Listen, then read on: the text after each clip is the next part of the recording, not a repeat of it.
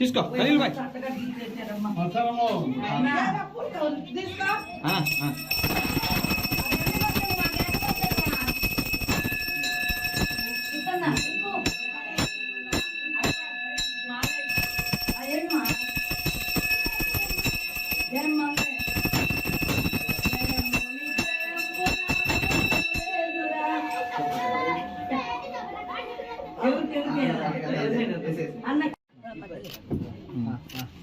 అట్లా ఉంటాలే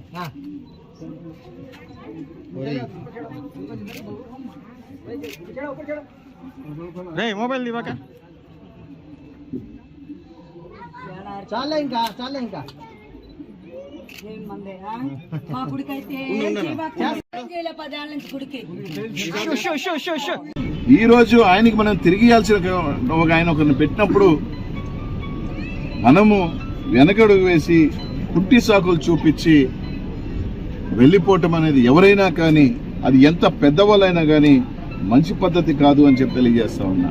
రేపు ఇక్కడ ఉన్నారు, అనుభవించారు, అక్కడికి వెళ్ళారు, ఓహో అక్కడ కూడా ఒకవేళ మీకు ఏమైనా చెప్పకపోతే ఇంకో పార్టీ అంటే మీకు అన్నీ చెప్పాలా? ముఖ్యమంత్రిగా ఆయనకున్న డిసిషన్ మేకింగ్ ఆయనకు ఉంటుంది, రైట్? ఎవరు అభ్యర్థిని పెట్టినా ఇదిగో ఈయన అభ్యర్థిని పెడుతున్నాను అంటే రైట్, ఆయన ముందుకు తీసుకుని వెళ్ళి మనందరం బలపరిస్తే, వైఎస్ఆర్ కాంగ్రెస్ పార్టీ నెల్లూరు నగరంలో కార్యకర్తలు నాయకులు బలపరిస్తే ఖచ్చితంగా ఖలీల్ భాయ్ పెద్ద అభ్యర్థి.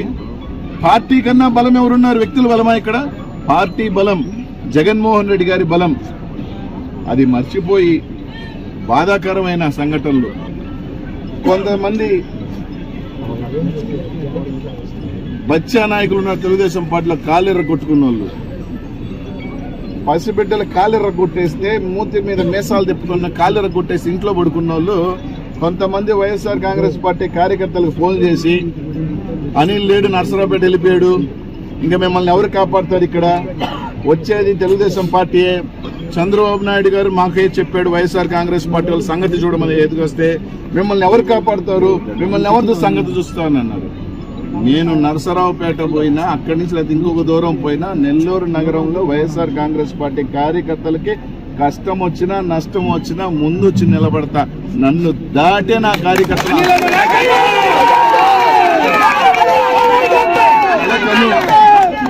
కలకను జగన్మోహన్ రెడ్డి గారు రారని, మళ్ళీ జగన్మోహన్ రెడ్డి గారు వస్తారు.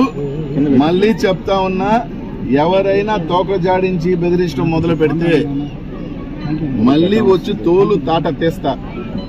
నేను నర్సరావుపేటకు పోయినాను, నెల్లూరు నగరం ఏమిలే, ఇది నాకు ఒక కన్ను లాంటిదే, ఇక్కడే ఉంటా, ఇక్కడికి వస్తా, ఎక్కడైనా ఆపరేట్ చేస్తా. నా కార్యకర్తలు కానీ మా వైఎస్ఆర్ కాంగ్రెస్ నాయకులు జోలికి కానీ వచ్చి ఇట్లాంటి ఎదవ బెదిరింపులు కానీ చేస్తే నేను రిలీజ్ కూడా చేయగలను ఆడియో. అని అసహ్యంగా ఉంటుంది. ఆ చీప్ గాడి గారి గురించి వాడి గురించి కూడా ఎక్కువసేపు మాట్లాడటం వేస్ట్ కాబట్టి చూపలా. కాలు ఎరగొట్టుకొని ఒక పసివాడు కాలు ఎరగొడితే ఇంట్లో పడుకున్నాడు. వాడిని కూడా ఏం చేయలేం. ఈడంటే మా కార్యకర్తలు టచ్ చేస్తాడంట. వాడు మగోడైతే టచ్ చేయమను.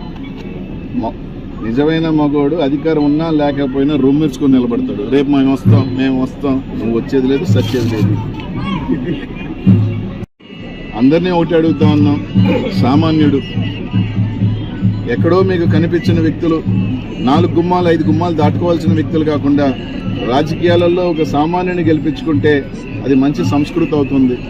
100,000 కోట్లున్న డబ్బున్న అహంకారం, డబ్బు మదం, డబ్బు అహంకారం.